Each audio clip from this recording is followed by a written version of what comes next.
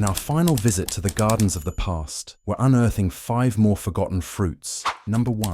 Worcesterberry. Tough as boots and twice as prickly. The Worcesterberry isn't here to be polite. It's a hardy hybrid, part gooseberry, part blackcurrant. The fruit is small, nearly black, and sharp at first, but leave it a little longer on the bush, and it mellows into something richer. In the 20th century, it was quietly planted in back gardens and allotments for one reason. It never complained. Clay soil, shade, neglect, it didn't care. It kept on growing. It made excellent hedging, jam that set beautifully, and fruit that came by the bowlful in high summer. And it's still perfect for gardeners who want low-effort rewards. Plant it, give it a little space, and it'll thank you with decades of abundance.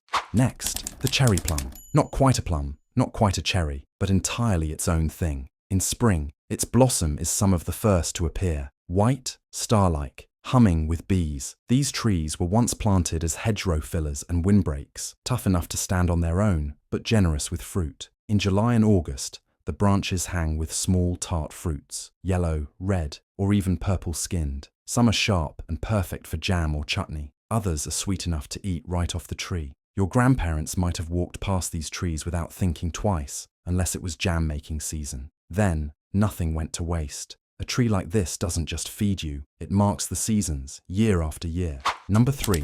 Lingonberry. You might think of Sweden or Norway when you hear lingonberry, but this small glossy fruit can grow here too, if you know where to plant it. Lingonberries love acidic soil, like you'd find near pine, heather, or bracken. They thrive at the forest's edge, in dappled light. In fact, your grandparents might have known them by other names: cowberries, partridge berries, especially if they lived near moorland or woodland. The berries are tart, vivid red, and packed with antioxidants. They're wonderful, cooked into preserves or spooned beside roast meats, a tradition kept alive in Scandinavian kitchens, but just as at home here. Sometimes a fruit doesn't need a big harvest. Just a handful, bright against dark green leaves, is enough to make a corner of your garden feel wild again.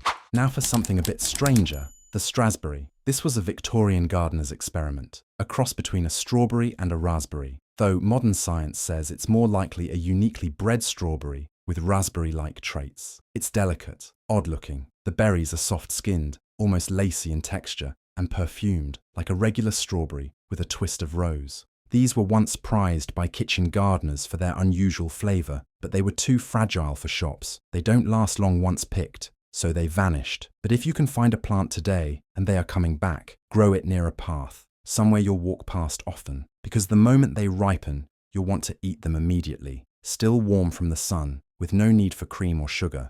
We'll end not with one fruit, but a whole forgotten world. Heritage apples, names like Ashmead's Kernel, Egremont Russet, Pitmaston Pineapple. Once familiar, now nearly lost. Each variety came from a different place, a different palate, a different purpose. Ashmead's Kernel, sharp, juicy, aromatic, perfect for eating fresh. Egremont Russet, rough-skinned, nutty, firm.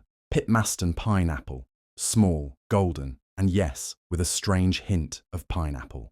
At one time, Britain had over 2,000 named apple varieties. Every region had its favourites. Some were for pies, some for cider, some for storing through winter in straw-lined crates. Today, most shops sell just 5, and with each vanished apple, we lose more than flavour. We lose stories, skills, seasons. But heritage trees still exist. They're not gone, not yet, but they need gardeners like us who still care. So, which of these fruits would you grow next? Or maybe you already have. We'd love to hear your stories in the comments. And if you've enjoyed this series, don't forget to subscribe.